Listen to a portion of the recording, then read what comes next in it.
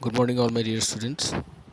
As in the last class of class 3 हमने पहला part और दूसरा पार्ट जो कि रूपा डरी नहीं, मैंने आपको समझाया था। हमने कुछ मौखिक प्रश्न उत्तर भी किए थे और जो व्याकरण संबंधी कुछ अभ्यास थे वो भी मैंने किया था। साथ ही साथ मैंने मौखिक लिखित के साथ सोचकर लिखो जो प्रश्न उत्तर होता है वो भी मैंने आपको बताया था कि किस तरह किया जाता है।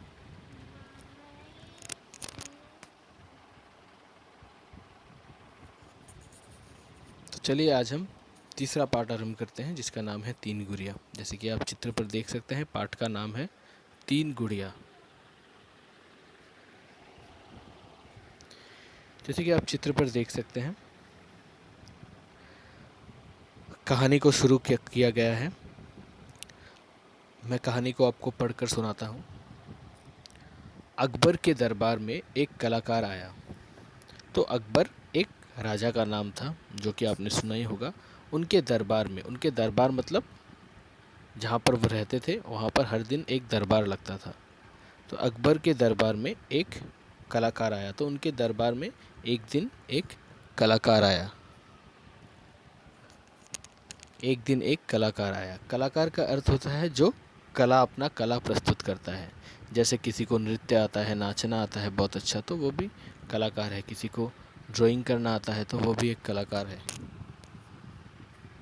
किसी को गाना गाना आता है तो वो भी एक कलाकार है। तो राजा अकबर के दरबार में एक कलाकार आया। उसके पास बिल्कुल एक जैसी तीन गुड़िया थी। तो उस कलाकार के पास बिल्कुल एक जैसी तीन गुड़िया थी। गुड़िया का अर्थ होता है डॉल। जैसे आप बाज़ार में जाते हैं तो आप अपने मम्मी पापा को कहते हैं कि मुझे भी ये डॉल चाहिए, वो डॉल चाहिए।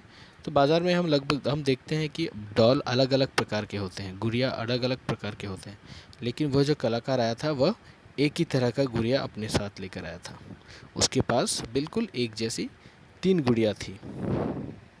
अकबर को वे गुड़िया बहुत पसंद आई। तो अकबर को वो गुड़िया देखते ही बहुत पसंद आ गई थी।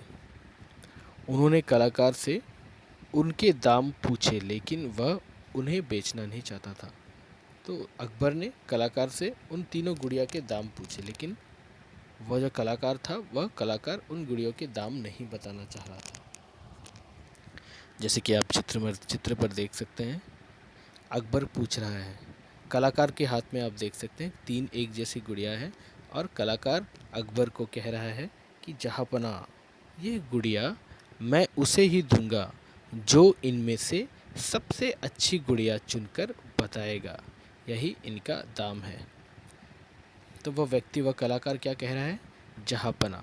तो राजा को आउट ऑफ रेस्पेक्ट जहाँपना कहते हैं।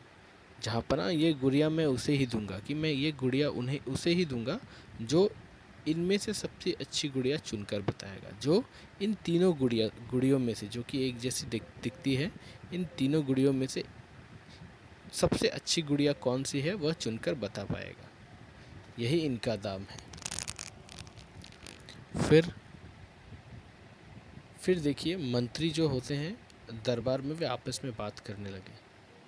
क्या बात करने लगे? पहला मंत्री कहने लगा कि यह तो हूबहू एक जैसी है। फिर हूबहू मतलब एक जैसा होना। फिर दूसरा मंत्री क्या कह रहा है? इनमें तो कोई अंतर नहीं है, यह व्यक्ति हमें मूर्ख बना रहा है। फिर दूसरा व्यक्ति कह रहा है कि इन गुड़ियों में तो कोई अंतर ही नहीं है, यह कलाकार हमें मूर्ख बना रहा है। तो आज की पार्ट में यहीं पे समाप्त करता हूँ।